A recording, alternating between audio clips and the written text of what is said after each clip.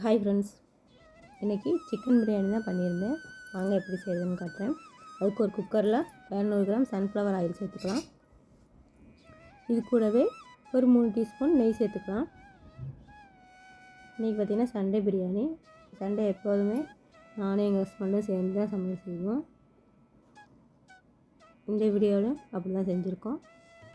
நான் சமைக்கும்போது அவர் வீடியோ எடுப்பார், அவர் சமைச்சிட்டு இருந்தாருன்னா நான் வீடியோ எடுப்பேன். பாருங்கள், இந்த வீடியோ உங்களுக்கு பிடிச்சிருந்தா லைக் பண்ணுங்கள், கமெண்ட் பண்ணுங்கள், ஷேர் பண்ணுங்கள். மறக்காமல் சேனலை சப்ஸ்கிரைப் பண்ணிடுங்க ஃப்ரெண்ட்ஸ். ஒரு 3 ஸ்பூன் நெய் ஊற்றிக்கலாம். நெய்யும் சூடானதுக்கப்புறம் நம்ம பட்டை, கிராம்பு, சோம்பு, ஏலக்காய் இதெல்லாம் தேவையான அளவு எடுத்துகிட்டு எண்ணெய் காஞ்சதும் அதில் போட்டு பொரிய விட்டுருவோம்.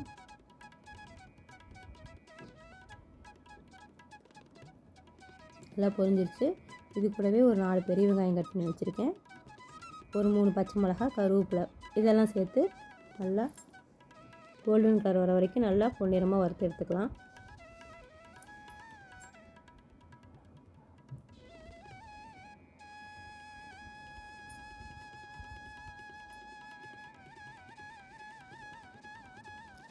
வீடியோ எடுத்துகிட்ருக்கேன், அவர் தான் வெங்காயத்தை வதக்கி விட்டுட்ருக்காரு. நல்லா வெங்காயம் வதங்கணும். அது கொஞ்சமாக உப்பு சேர்த்துக்கலாம், அதான் கொஞ்சம் சீக்கிரம் வதங்கிடும். பாருங்கள், நல்லா வெங்காயம் வதங்கிடுச்சு. இது கூடவே ஒரு 4 பெரிய தக்காளி எடுத்து கட் பண்ணி வச்சுருக்கேன், அதையும் இது கூடயே சேர்த்துக்கலாம். நல்லா கிளறி விட்டுருவோம். வெங்காயம் தக்காளி நல்லா வதங்கணும். நல்லா குழைய வதக்கி எடுத்துக்கலாம், அப்போ தான் பிரியாணி நல்லா டேஸ்ட்டாக இருக்கும். அடுப்பு சிம்மில் வச்சு ஒரு தட்டு போட்டு மூடி வச்சிட்டோம்னா நல்லா குழைய வந்துடுது மாதிரி. அப்போ தான் நல்லா பிரியாணி ருசியாக இருக்கும். தக்காளியை நல்லா பின்னாடி மசிச்சு விட்டுறணும். இது கூடவே நான் ஒரு கைப்பிடி அளவு புதினாவை க்ளீன் பண்ணி எடுத்து வச்சுருக்கேன், அதையும் இது கூடவே சேர்த்துக்கலாம். ஒரு 2 டேபிள் ஸ்பூன் இஞ்சி பூண்டு பேஸ்ட்டு அதையும் இது கூடயே சேர்த்து நல்லா கிளறி விட்டுருவோம். இந்த பிரியாணியோட அளவு பார்த்திங்கன்னா 1/2 கிலோ அரிசி, 1/2 கிலோ சிக்கன் எடுத்துருக்கேன்.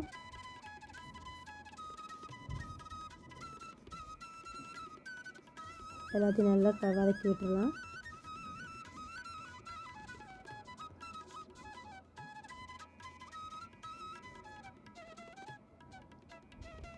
இது கூடவே பிரியாணி மசாலா எடுத்துருக்கேன். இந்த ஸ்பூனில் ஒரு 4 ஸ்பூன் பிரியாணி மசாலா சேர்த்துக்கலாம். இது கூடவே 1 ஸ்பூன் வரமிளகாத்தூள் காரத்துக்காக அதையும் சேர்த்துக்கலாம். இந்த 2 தூள் மட்டும் தான் நான் சேர்த்துருக்கேன், வேறு எதுவும் சேர்க்கல. இந்த வெங்காயம் தக்காளியோடைய நம்ம மசாலாவையும் சேர்த்து வணக்கும்போது அந்த பச்சை வாசனையும் போயிடும், சாப்பாடும் நல்லா கலராகவும் இருக்கும், ருசியாகவும் இருக்கும். தண்ணியில் சேர்க்கறதுக்கு பதிலாக இந்த மாதிரி வெங்காயம் தக்காளியை சேர்த்து பார்த்திங்கன்னா சாப்பாடு இன்னும் டேஸ்ட்டாக இருக்கும். நல்லா இந்த எண்ணெயிலே எல்லாத்தையும் நல்லா வதக்கி எடுத்துடணும்.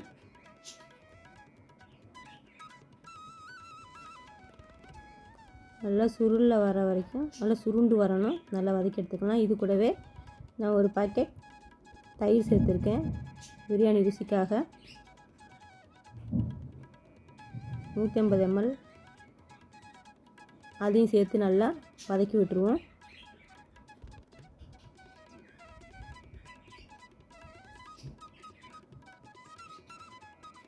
இப்போ பிரியாணிக்கு நம்ம அரிசி ஊற வச்சிடலாம்.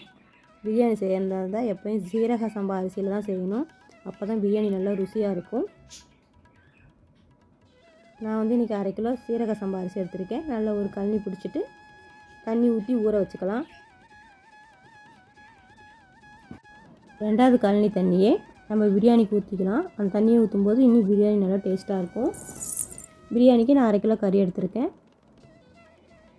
நம்ம பிரியாணி செய்யும்போது எப்பயுமே கொஞ்சம் சிக்கனை பீஸ் வந்து கொஞ்சம் பெருசாக போடணும், அப்போ தான் நம்ம பிரியாணி செய்யும்போது கறி வந்து குழஞ்சிடாமல் இருக்கும், உடையாமல் இருக்கும். 1/2 கிலோ கறி அதையும் க்ளீன் பண்ணி எடுத்து வச்சுருக்கேன், அதையும் இது கூடயே சேர்த்து நல்லா கிளறி விட்டுருவோம். ஒரு 5 நிமிஷம் போல் நல்லா இந்த மசாலாலே நல்லா வதக்கி விட்டுடலாம். அப்போ தான் உப்பு காரமெல்லாம் நல்லா சிக்கனில் ஏறும்.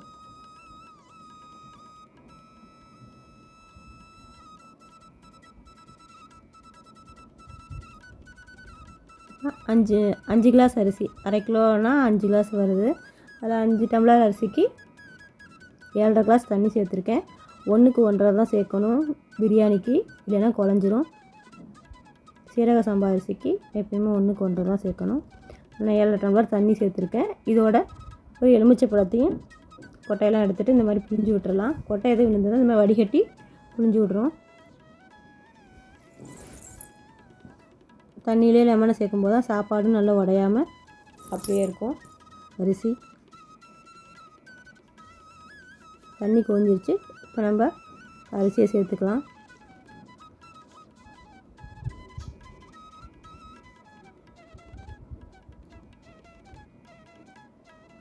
தண்ணி நல்லா கொதி வந்தோன்னே அரிசி சேர்க்கணும். நம்ம விசில் வச்சு இப்போ சமைக்க போகிறதில்ல, தம்லேயே சமைக்கலாம். அரிசியை போட்டு நல்லா வெந்துட்டு ஒரு 10 நிமிஷம் நல்லா வேக விடணும்.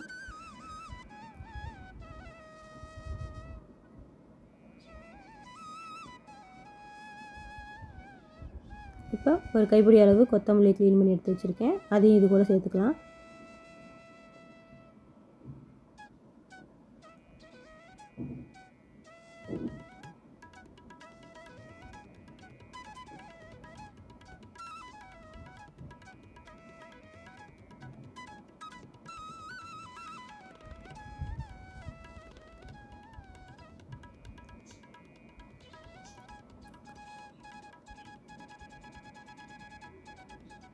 சாப்பாடு நல்லா வெந்துருச்சு.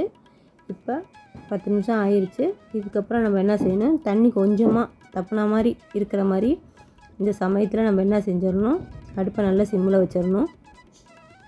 இந்த மாதிரி கொஞ்சமாக தண்ணி இருக்கிற நேரத்தில் கரெக்டாக தம் போடுறதுக்கு இதுதான் கரெக்டாக இருக்கும். பாருங்கள், இந்த மாதிரி டைமில் தான் நம்ம தம் போடணும். விசில் விட தேவையில்லை. விசில் விடாமல் இந்த மாதிரியே நம்ம தம் போட்டோம்னா சாப்பாடு நல்லா சூப்பராக இருக்கும். இந்த சமயத்தில் உப்பு காரம் எதுவும் தேவைப்பட்டுச்சுன்னா பத்தலைன்னா நம்ம இதில் சேர்த்துக்கலாம்.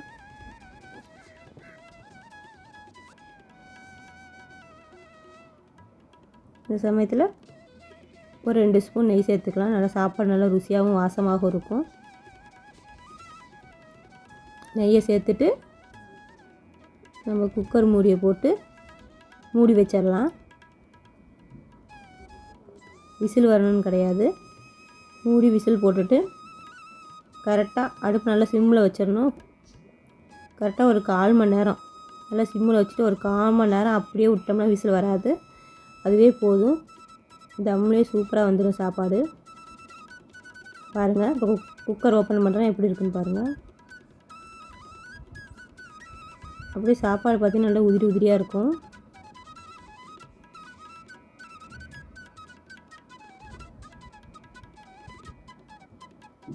இப்போ நம்ம தம்மை உடச்சிக்கலாம். பாருங்கள் சாப்பாடு எப்படி இருக்குன்னு. இந்த வீடியோ உங்களுக்கு பிடிச்சிருந்துச்சுன்னா மறக்காமல் ஒரு லைக் கொடுத்துருங்க. சேனலையும் சப்ஸ்கிரைப் பண்ணிடுங்க ஃப்ரெண்ட்ஸ்.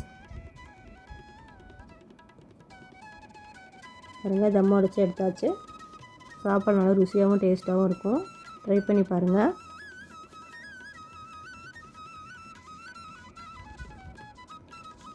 இந்த சண்டே சிக்கன் பிரியாணி சாப்பிட்டு சூப்பராக போயிடுச்சு. எல்லோரும் சாப்பிட்டாச்சு. எங்கள் வீட்டுக்காரருக்கும் போட்டு கொடுத்தாச்சு, அவரும் சாப்பிட்டாரு. Thank you friends.